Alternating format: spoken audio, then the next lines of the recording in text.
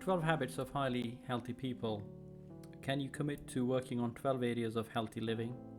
Each habit has been carefully selected to help change your life, and this is born through research evidence. Each of this is challenging, complex, and has the potential to create meaningful change. Habit 1: Physical activity. Exercise and physical activity can be a fun way to spend time. It gives you a chance to unwind, enjoy the outdoors, or simply engage in activities that make you happy. Not only that, exercise is also the single best thing you can do for our health, and which is why it is at the top of the list. We have to find a physical activity that we enjoy and just do it every day. Ideally, we should strive for variety, buddying up, pacing ourselves, involving our family, increase it gradually, and then take it outside. And the goal really ought to be for at least half an hour, 5 days a week. Habit 2: Forgiveness. Nearly everyone has been hurt by the actions or words of another. These wounds can leave you with lasting feelings of anger, bitterness, or resentment. But if you don't practice forgiveness, you might be the one who pays most dearly. By embracing forgiveness, you can also embrace peace, hope, gratitude, and joy. So, what helps? We ought to reflect on the facts and our reaction to it and how this has affected our life. When ready, actively choose to forgive the person. Move away from the role as a victim. Remember, you can forgive someone without excusing their actions. You may have to forgive yourself, and forgiveness is not all or nothing. You may lessen the anger. The goal is to commit to start the process of forgiveness. Habit 3 is the portion size. It is important to understand food portion sizes because overeating can adversely affect our health. It has also been proven through research that we get used to portion sizes and then we finish what's on our plate. Start by knowing how many calories you need daily and then practice the following skills to make improvements. We should know what our portion size is, use visual cues, focus on the quality of food, eat mindfully, and enjoy and practice mindful eating.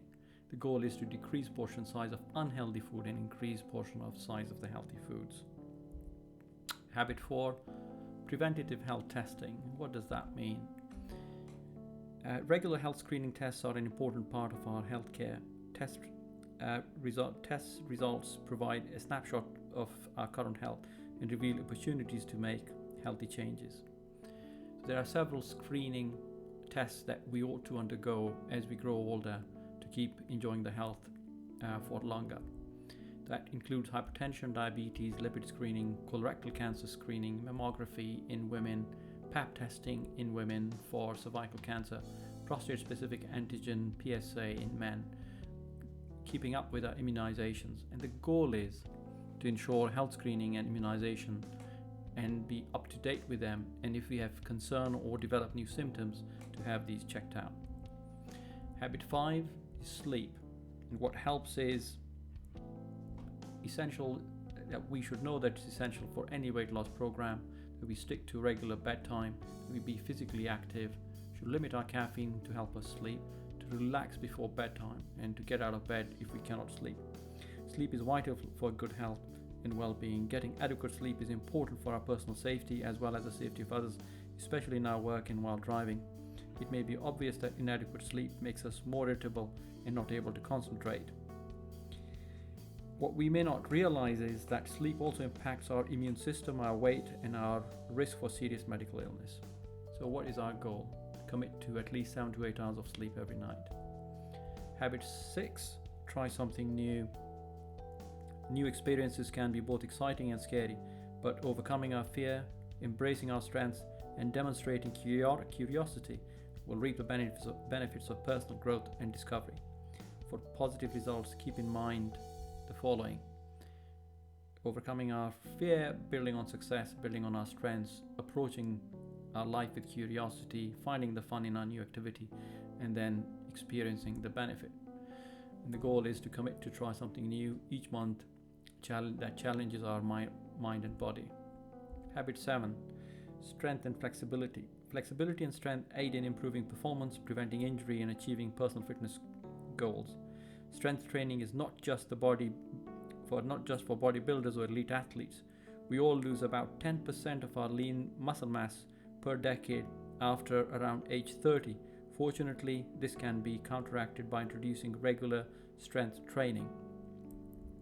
So what helps is to explore resistance training options, and we should remember that technique is really important, and a single set has power, and we should choose quality over quantity.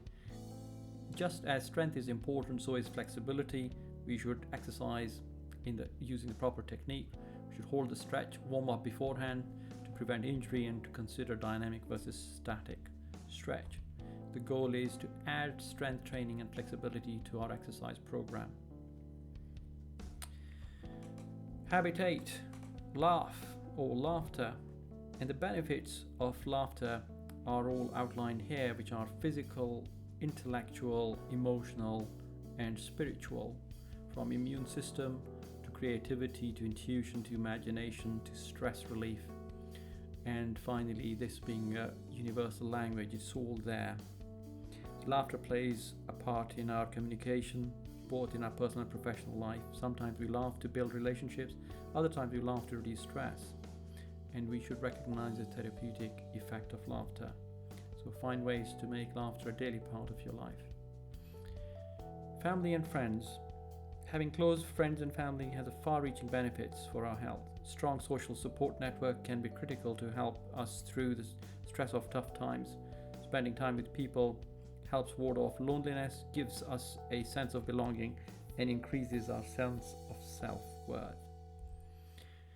So we should take time to reflect and focus on important relationships. We should be active together with our friends and family and spend time outdoors with them. We should make friends, which pays off many times over in better health. We should keep positive about our relationships and watch for energy drain situations and avoid them, and never to put relationships on the back burner, but to keep them as a priority. So the goal is to invest time in those who matter the most to you. Address addictive behaviors. A healthy lifestyle involves moderate consumption of food and commonly includes the use of alcohol and caffeine. For most, it includes use of the internet, and for some, gambling behaviors. There are safe, tolerable levels of these types of behaviors, while there are no safe levels of tobacco and illicit drug use. Do you know what is moderate and safe for you? As individuals, we need to recognize our current behaviors and know when we've lost control or continue behavior despite the harm it causes us or to our loved ones. So we should always assess our excess. We should know what it is, and once we recognize it, we should address it, and we should also understand the consequences. So the goal is to address our addictive behavior right now. Quieten our mind. Quieting your mind is about non-reacting. It is not about not having problems or difficult emotions, but cultivating a way to respond skillfully, or the wisdom to not respond at all. How? Through self-awareness, through mindfulness. Mindfulness is being present wholeheartedly in what we do in every moment, without judgments or liking or disliking. So what helps with that is to start slowly and build on that. Seek silence and to practice breath awareness. 10 times taking a breath without thinking or fixing anything, to practice awareness of body movements. Start with what we prefer, whatever our preferred activity is, and then to notice our experience. If our mind wanders during the practice, then we shouldn't get discouraged. Just notice it and return to our breathing exercise or movement. And practice the just do it principle and smile. So what's the goal? To find some place where we can be alone and in a quiet place, and take 10 deep breaths every day and start our journey into mindfulness now. Finally, practicing gratitude. Gratitude is not mindless manners. With gratitude, we give back freely and creatively. Great gratitude is an acknowledgement that we have received something of value from others. It's a sense of wonder, appreciation, and thankfulness for life. Practicing gratitude can help facilitate coping with stress and promotes personal growth. Often it takes a serious illness or tragic event to jolt people into appreciating the good. Don't wait for that to happen to you. Consider these steps as outlined over here. By starting the day thinking of things we are grateful for, express thanks throughout the day. At bedtime, find one thing that we are grateful about and appreciate the boring and the ordinary, because once that is gone, we suddenly realize how important that is. So, what's the goal? To start a gratitude journal and every day enter at least 3 things that we are grateful for. This ends the 12 habits that can change our lives. I hope you found them interesting, and I hope there is something over here that you can take away and go forward with it. Thank you.